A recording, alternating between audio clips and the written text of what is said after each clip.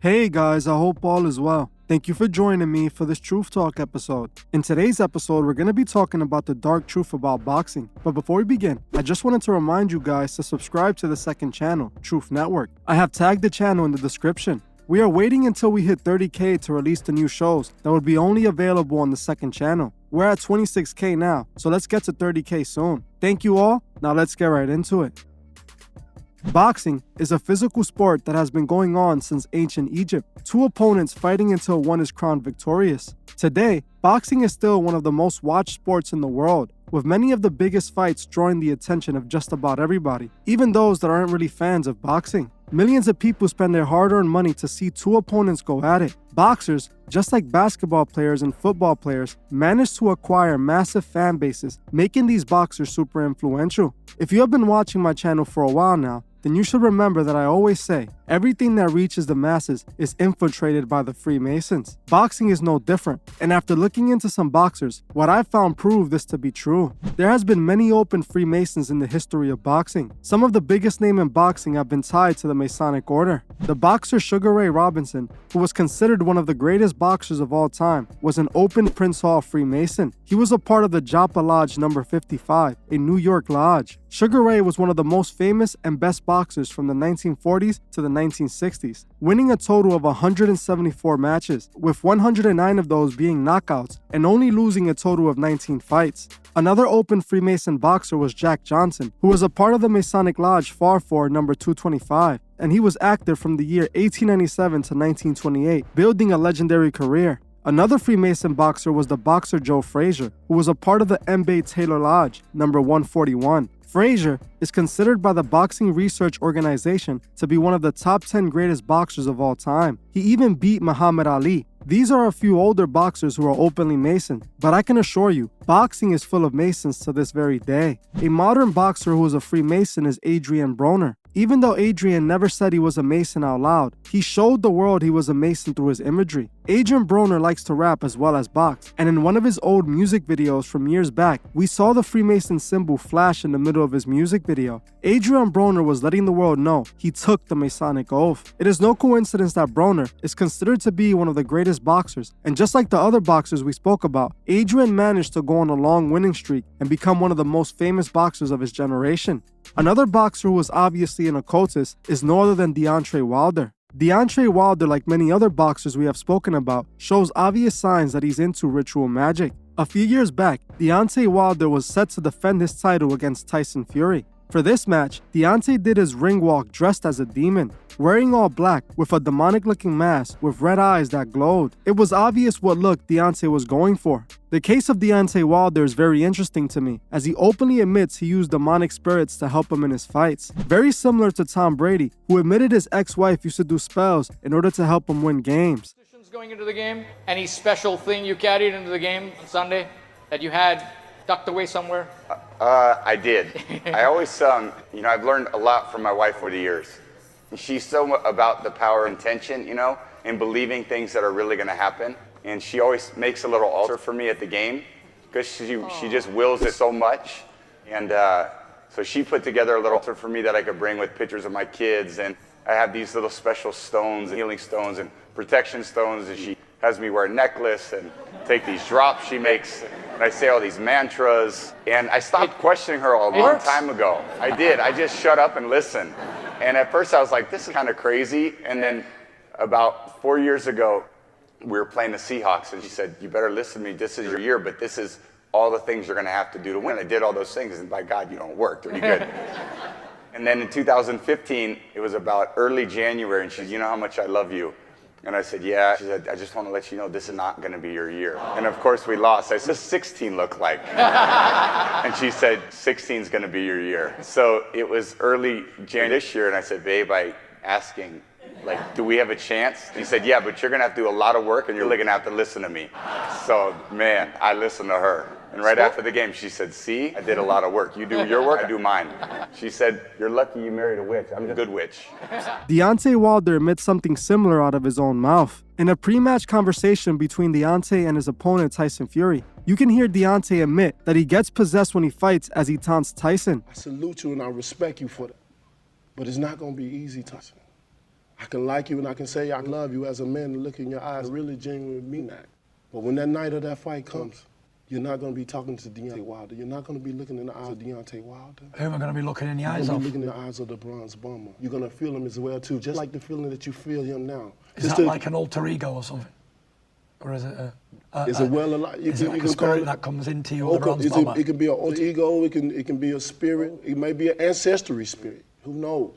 I don't believe in all that stuff at all. I do. Because Jesus Christ is my saviour, and I don't believe in all spirits and alter egos. And even mentioning stuff like that on TV, you're getting it. And honestly, that's the difference. If God is with between me, nobody can be against me. And if you're entering spirits and stuff into your body, you can't win. You've already lost. You can't beat. As you heard for yourself, Deontay tells Tyson Fury that he gets possessed by spirits, and it's the reason he won't be able to beat him. Tyson then tells him that he's with Christ, and that his demons can't win against God. In another interview, Devontae admits that he is not himself when he gets in the ring, and that he gets possessed. It was me. I felt like I walked into my prime. The way I felt in the ring, the way I did the things that I did, it wasn't me. You know, if I could tell you, describe the fight as me being in there, it'll probably sound crazy to you.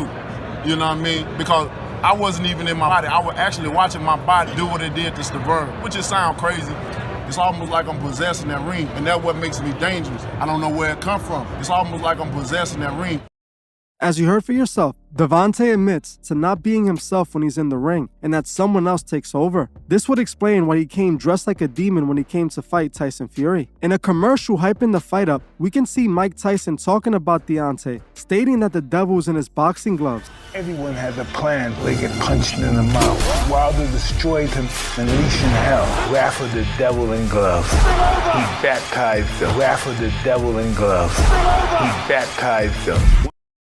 As you heard for yourself, Mike Tyson made it clear Deontay was fighting using demonic energy. It's clear that Deontay is using demonic spirits to help him win, something that's been done by many occultists who are in professional sports. Another boxer that appears to have taken the Masonic Oath is no other than the legend Mike Tyson. Mike Tyson was one of the biggest boxers in the world. Tyson shows signs of taking the Masonic Oath, as he can be seen doing the one-eye symbolism in many different occasions. He can be seen covering one of his eye, photo after photo. What I found strange is that Mike Tyson actually lost a child in a mysterious way, and many people have questioned him about this. So many people online have speculated that this might have been a ritual offering. In my opinion, I would have to look into this to see. If you guys would like me to do a full video on Mike Tyson, comment Mike Tyson below. Recently, the fight between Gervonta Davis and Ryan Garcia has been the talk of the town. The two undefeated fighters got in the ring, with Gervonta Davis being declared the winner. This match left many people doubting boxing, as they felt that somehow the match could have been rigged. Many felt that Ryan threw the match for whatever reason.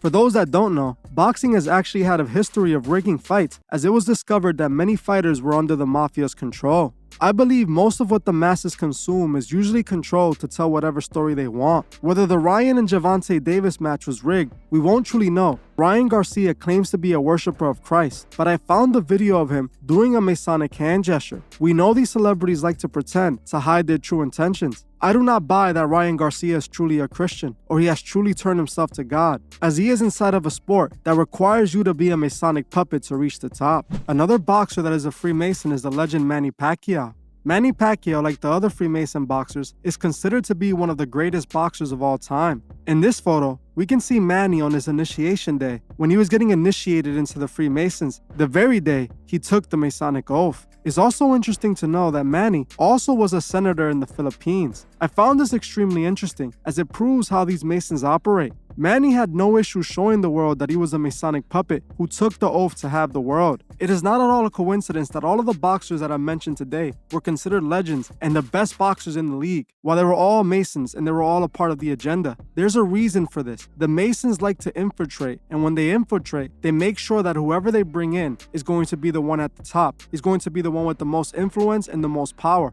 This way, since they control that athlete, they can control the entire sport. In this instance, the Mafia and the Masons had a large part in the entire sport. Both of them have been behind the scenes pulling the strings, and I believe the Masons are still pulling the strings to this day. If you're a boxer and you enjoy boxing, I'm not telling you not to box. What I am telling you is, if you watch boxing, don't let these boxers influence you. Don't let them control you, because they're puppets controlled by the Masonic Order. I don't think it's only the boxers that I mentioned today that are Masons. I believe that the sport is full of Masons, and that many of these fights can truly be rigged. Boxing, just like other professional sports, are used to manipulate the masses. It's another sport used to normalize violence. It is not a coincidence that so many fighters have been Freemasons. Everything that reaches the masses gets infiltrated by the Freemasons. We can see proof of masonry in boxing all the way back in the start of the 1900s. They have control over all icons that the masses look up to. Like I always say, we must remember that every day we wake up, our souls are at stake. And we also must remember to help those who can't see the truth find the truth. Well, that's it for this video. Thank you all for watching, and I'll see you guys in the next one. I just want to give a special shout out to the Truth Movement members. I truly appreciate every single one of you. If you'd like to further support the channel, join the Truth Movement, or you can join me on Patreon where I drop exclusive videos monthly. The link would be in the description. Another way you can further support the channel is by checking out the Truth Fist store and seeing if you find anything you like. Every purchase you make goes directly to helping the channel and furthering Truth Records. Also, please leave a comment on your thoughts below and on any future topics you would like to see me cover on my channel. If you're new to the channel, make sure you subscribe and hit the bell so you can be notified when I drop new videos. If you like this video, please leave a like as it helps other people find these videos. You can also find me on TikTok and Instagram and follow me there for more truth. Thank you all for watching, and I'll see you guys in the next one.